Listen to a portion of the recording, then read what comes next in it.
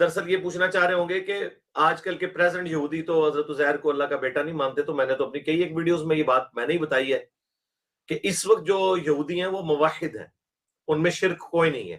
جوز تو اب بالکل اس سے ہٹ چکے ہیں۔ ان کا ایک گروہ تھا کسی زمانے میں جو حضرت عزیر علیہ السلام کے لیے کوئی اس قسم کا عقیدہ رکھتا تھا۔ جیوز تو اس وقت بالکل اسی توحید کے اوپر ہیں جو مسلمانوں والی توحید ہے۔ جیوز تو اس وقت بالکل اسی توحید کے اوپر ہیں جو مسلمانوں والی توحید ہے۔ یہ تھا مرزے کا ایک بیان، اب مرزے کا دوسرا بیان بھی سن لیں۔ اسلام کے علاوہ تو کوئی بھی ریلیجن پرفیکٹ توحید کے اوپر نہیں ہے۔